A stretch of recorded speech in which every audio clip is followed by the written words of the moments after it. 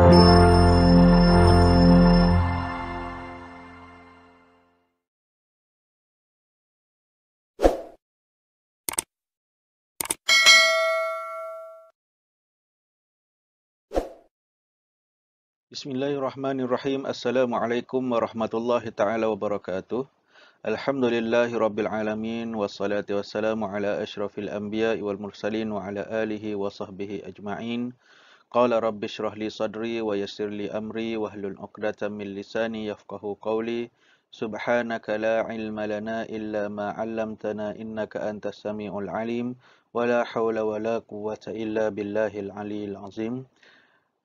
Syukur kita kehadrat Allah Subhanahu Wa Taala kerana masih lagi diberi ruang dan peluang untuk sama-sama kita berkongsi, sama-sama kita mengulang kaji berkaitan dengan satu tajuk pada hari ini, iaitu Al-Imanu Biyaumil Qiyamah, iaitu beriman dengan hari kiamat.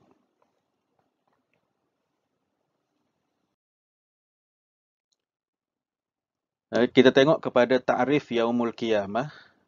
Ta'rif Yaumul Qiyamah itu Yaumul Qiyamah yabda'u min waqtil hasyri ila ma la yatanaha ala sahihin, iaitu hari kiamat itu adalah hari yang bermula waktu perhimpunan hingga ke waktu yang tiada penghujungnya.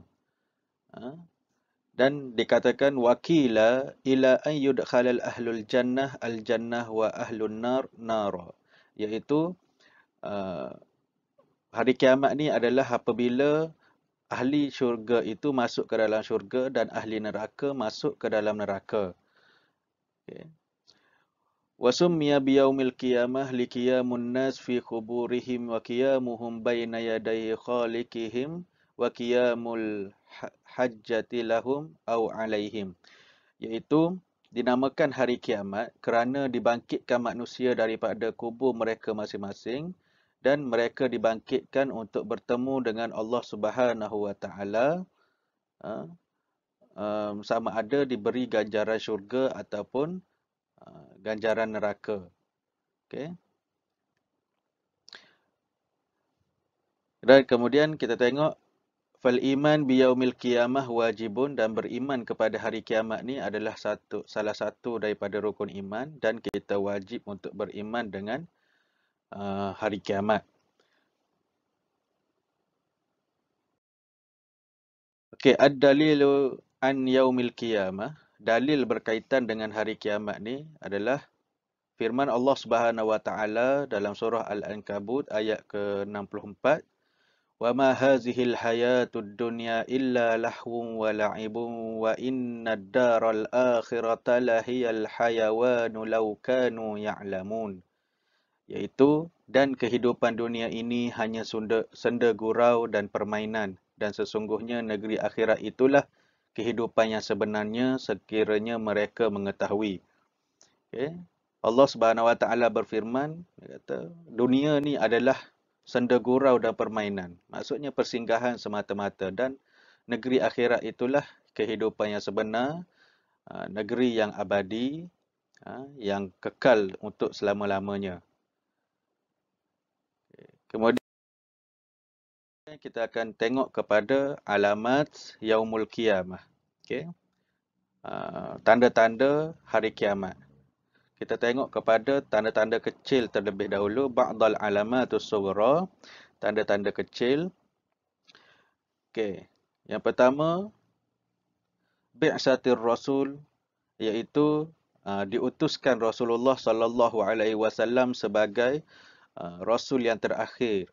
Maksudnya dah dekat dah nak berlakunya kiamat, dah ada tanda-tanda kecil.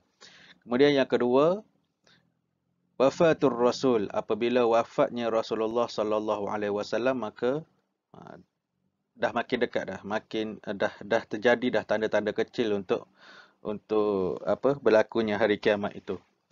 Kemudian yang ketiga, wiladatul ammah rabbatuha, iaitu hamba-hamba melahirkan anak-anak kepada tuan-tuannya. Okay. Kemudian yang keempat, qillatul ilmun nafi' bimautil ulama, iaitu sedikitnya ilmu yang bermanfaat dengan kematian para ulama. dimatikan para ulama, bila tak adanya ulama-ulama, maka ilmu pun akan makin berkurang, tersebar. Okay, dan kalau kita tengok, apa lagi yang dikaitkan dengan tanda-tanda kecil kiamat ni adalah yang pertama, berlakunya penaklukan Baitul Maqdis. Okay, yang kedua, banyak berlakunya zina. Yang ketiga, pemimpin terdiri daripada golongan jahil dan fasik. Yang keempat, menghias masjid dan membangga-banggakannya. Yang kelima, ramai orang yang menuntut ilmu kerana pangkat dan darjat semata-mata. Kemudian yang keenam, orang hina ataupun orang yang bukan ahli, orang yang hina mendapat kedudukan yang terhormat. Okay. Kemudian mengucap salam kepada orang yang dikenali sahaja. Orang yang tak kenal dia tak ucap salam. Itu antara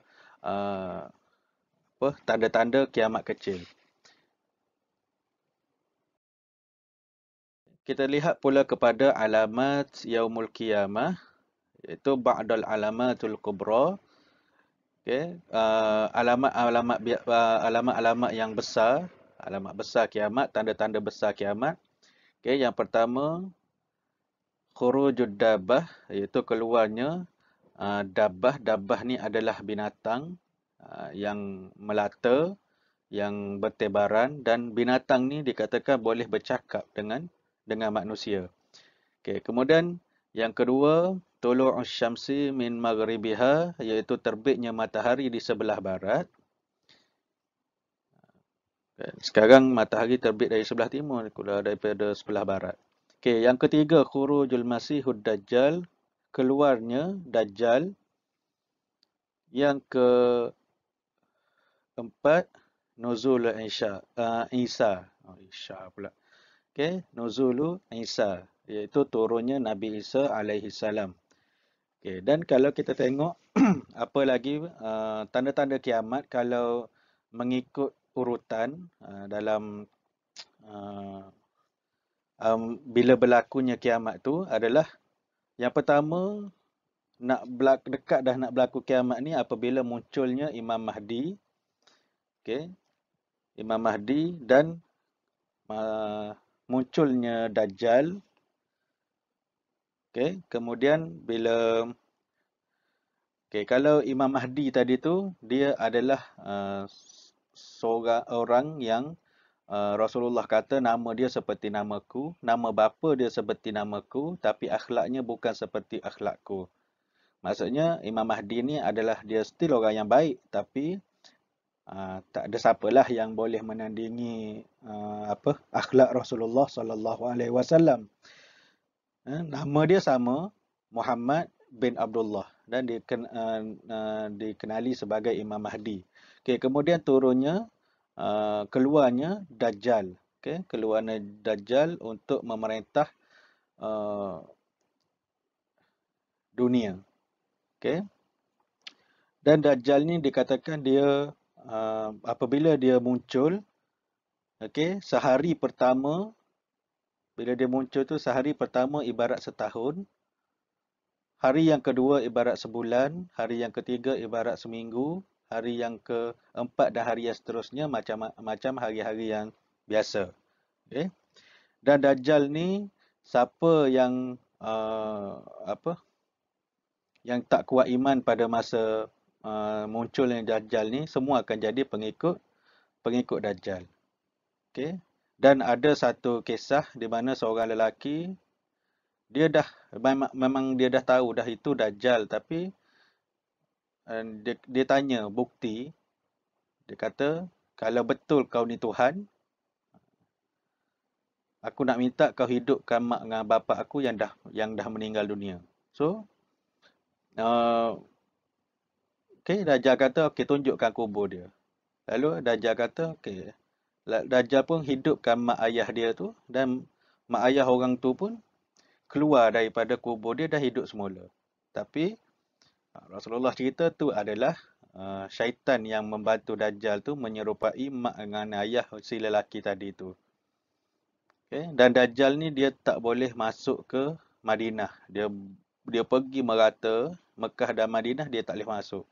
Tapi bila dia hentakkan kaki di luar kota Madinah, orang-orang yang fasik, orang-orang yang munafik semuanya keluar. Ada sedikit pun perasaan munafik dalam diri itu, maka orang tu akan keluar daripada kota Madinah dan jadi pengikut Dajjal.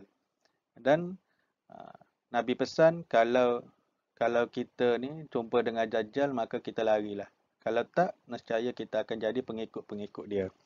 Okey, kemudian selepas Dajjal maka turunnya Nabi Isa untuk menjadi pemimpin pada manusia pada masa itu dan sekaligus untuk membunuh Dajjal tadi. Okey, kemudian timbulnya Ya'juj dan Ma'juj. Okey. Bila timbulnya Ya'juj dan Ma'juj ni adalah dia satu makhluk yang ramai dan ganas.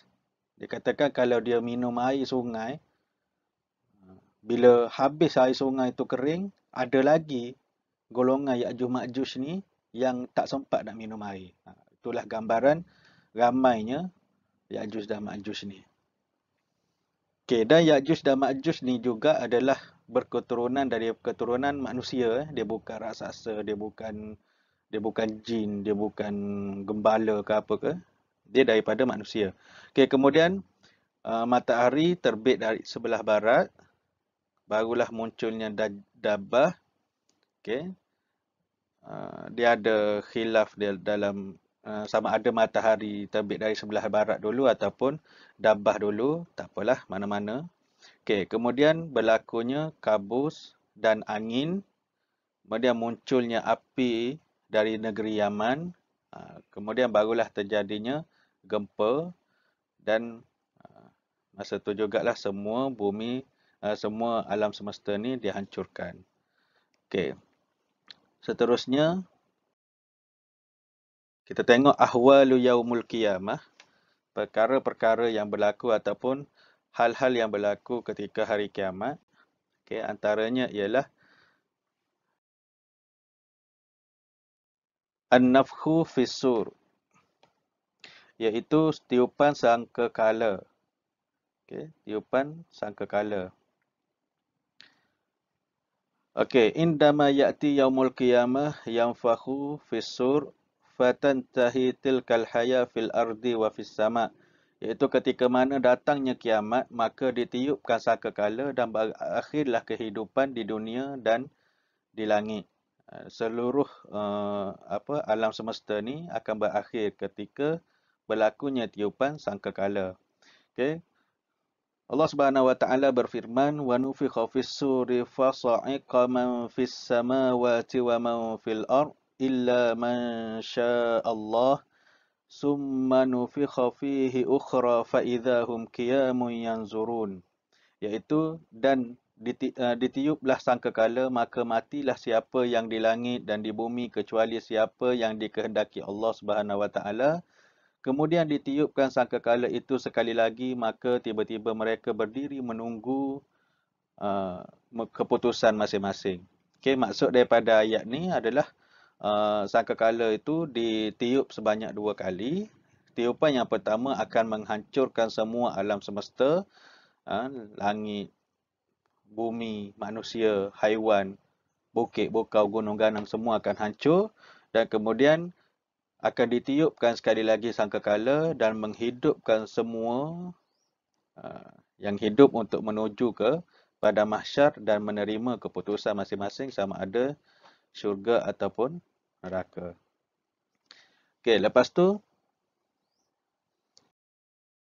kita tengok pula kepada al-hasyru. Okey. Huwa sauqul ibad ba'da ba'sahum ila mawfiqul hisab lil qada bainahum, iaitu hamba selepas dibangkitkan ke suatu tempat untuk dihitung dan untuk menghukum amalan mereka, iaitu berkaitan dengan pada mahsyar. Okey. Tempat bila kita dibangkitkan tadi tu, ditiupkan sangkakala untuk kali kedua tu, maka manusia-manusia ataupun semua hamba-hamba ni akan pergi ke pada mahsyar, untuk menunggu apa hukuman yang telah ditetapkanlah berdasarkan amalan-amalan dia di dunia. Okey, kemudian firman Allah Subhanahu wa taala, yauma tashaqqaqul ardu anhum sira'a, zalika hasyrun alaina yasir. Okey, iaitu pada hari bumi terbelah-belah menampakkan mereka, lalu mereka keluar dengan cepat, yang demikian itulah pengumpulan yang mudah bagi kami. Okey, bila ditiupkan sangkakala yang kedua, maka semua makhluk akan keluar dengan cepat, dan Allah kata itu adalah pengumpulan, al-hasyru, pengumpulan yang mudah bagi kami. Mudah je dia nak buat macam tu. Kalau kita tengok sekarang ni pun, kalau pergi ke stadium ke apa ke, ramainya orang, masa tu tak tahulah bagaimana keadaannya. Digambarkan dengan semua makhluk pergi ke sana. Okey. Mana kita tengok ahwalun nas fi hasyri mukhtalifah. Okey, keadaan manusia pada hari perhimpunan.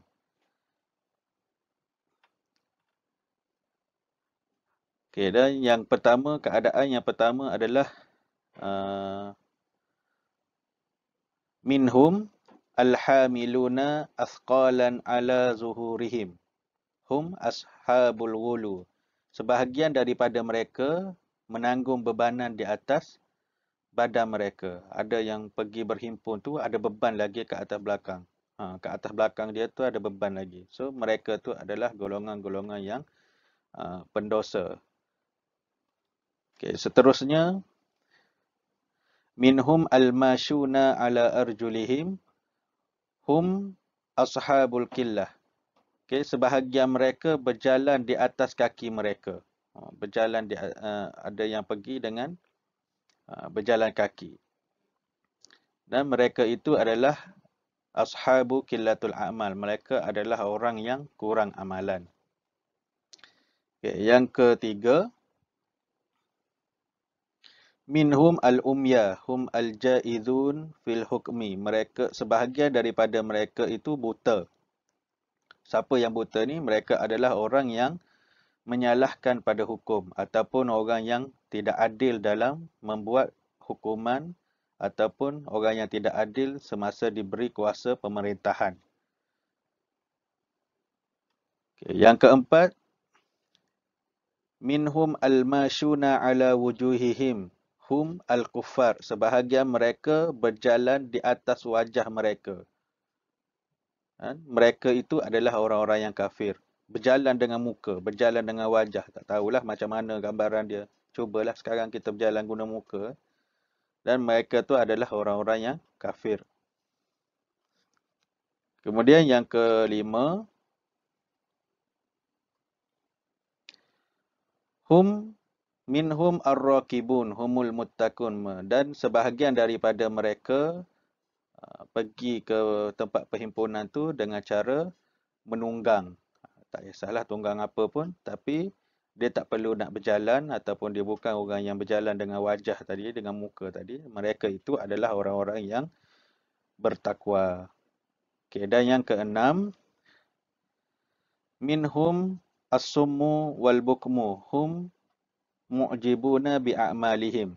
Sebahagian daripada mereka itu adalah orang yang pekak dan bisu, iaitu mereka yang mu'jibuna bi'amalihim, orang yang kagum dengan kerjayanya, melampau-lampau, mengangkat diri, ataupun kata apa, angkat bakul, bangga dengan kejayaan diri sendiri dan lupa pada Allah Subhanahu Wa Taala.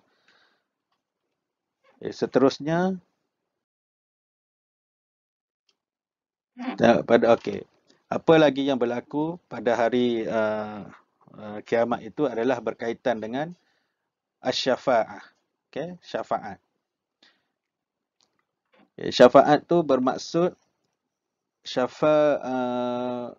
hiyal wasilah wa talaba wa syafa'atu yang qasimu ila nau'aini. Iaitu syafaat itu adalah cara ataupun jalan tuntutan. Syafaat tu adalah kita punya tuntutan. Kita nak minta tuntutan. Okay. Dan dia terbahagi kepada dua, iaitu nau'ul awal syafa'atul maqbulah wa hiya ma isbatatahul nusus asy-syar'iyyah. Syafaat yang diterima seperti mana yang tertera di dalam Al-Quran. Dan yang kedua, syafa'atul mardudah wa hiya syafa'atul manfiyatu fi nususil kitab was sunnah. Syafaat yang ditolak iaitu syafaat yang dinafikan dalam nas Al-Quran dan As-Sunnah. Dia ada dua, satu syafaat yang diterima, satu lagi syafaat yang ditolak. Okay. Kemudian kita tengok syafa'atul maqbulah. Okay. Syafaat yang diterima, syafa'atul uzma wa hiya maqamul mahmud wa takuna yaumal haulil akbar li faslil qada. Iaitu syafaat yang besar, iaitu kedudukan yang terpuji pada hari yang paling menakutkan untuk menerima hukuman yang tertera dalam Al-Quran. Maksudnya syafaat ni adalah syafaat yang nak dipercepatkan hukuman tu. Dah berkumpul semua dengan macam-macam keadaan tadi, kemudian nak tunggu dihitungkan semua amalan tu. Pada masa inilah kita dengar cerita makhluk Allah ni, dia pergi jumpa dengan Nabi Adam. Okay. Dia pergi jumpa dengan Nabi Adam, dia minta cepatkanlah urusan perhitungan amal ni. Tapi Nabi Adam kata, aku tak layak untuk memohon daripada Allah Subhanahu Wa Taala. Kemudian turun kepada nabi-nabi yang lain sehinggalah sampai ke Nabi Muhammad sallallahu alaihi wasallam, dan Nabi Muhammad berdoa kepada Allah Subhanahu Wa Taala, dan lepas tu berlakulah perhitungan amal tu. Okey, kemudian yang kedua, syafa'atu fi ziyadati darajat li ahlil jannah, iaitu syafaat untuk meningkatkan darjat ahli syurga, mengatasi setiap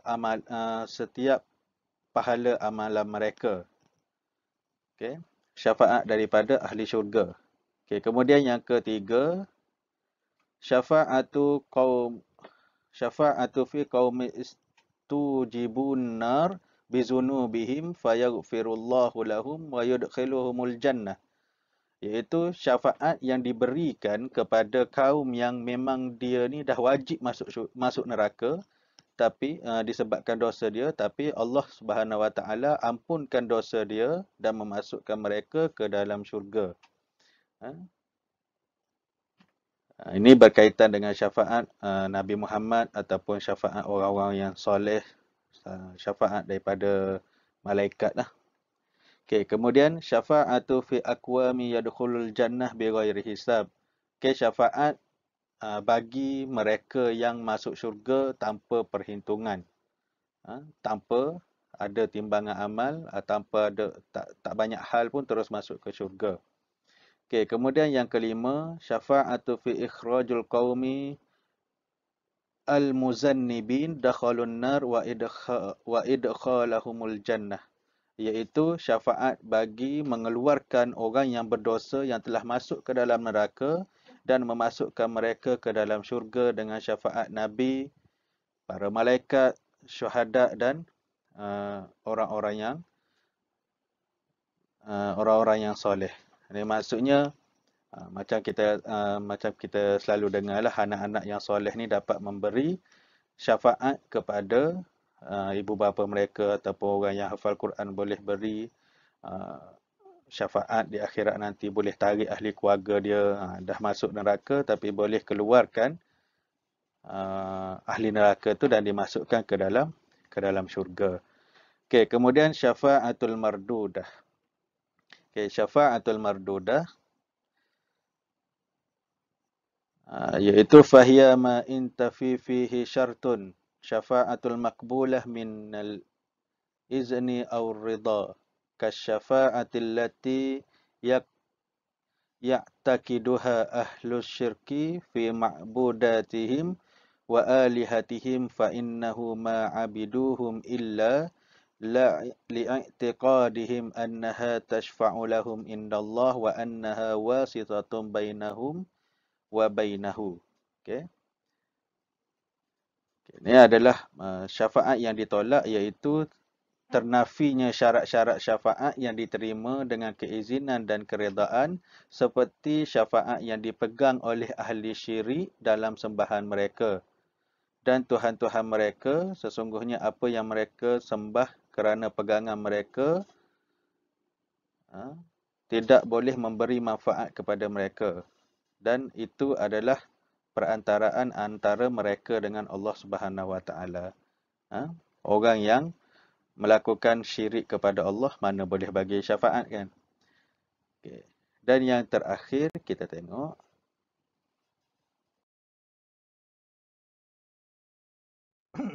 dan kita lihat berkaitan dengan Al-Kausar wal Haud, iaitu Kausar. Kausar ni adalah huwan nahrul ladzi wa'adallahu bihi nabiyhi sallallahu alaihi wasallam, iaitu Kausar ni adalah satu sungai yang diberikan oleh Allah kepada Rasulullah sallallahu alaihi wasallam. Wal haudu huwa majma'ul ma' alladhi yashrabu minhu al-mu'minun. Telaga pula adalah himpunan air, tempat himpunan air yang untuk diminum oleh orang-orang mukmin, orang-orang yang beriman. Dan Al-Kausar wal Haud huma mutaradifani walidzalika yatlaqu ala kulli minhuma ismul Kausar. Dan Kausar dan sungai Al-Kausar dan telaga ni dia kata mutaradifani, iaitu perkara yang sama, walidzalika yatlaqu ala kulli minhuma, dan boleh digunakan dengan nama Kausar. Tujuannya untuk memberi minum kepada orang-orang yang beriman pada hari kiamat kelak. Okay. Saya rasa setakat itu saja perkongsian daripada saya berkaitan dengan tajuk Al-Iman bil Yaumil Qiyamah ni. Semoga dengan video ini dapat memberi bantuan ataupun memberi pengajaran, memberi manfaat untuk kita semua. Wallahu a'lam bissawab. Assalamualaikum warahmatullahi taala wabarakatuh.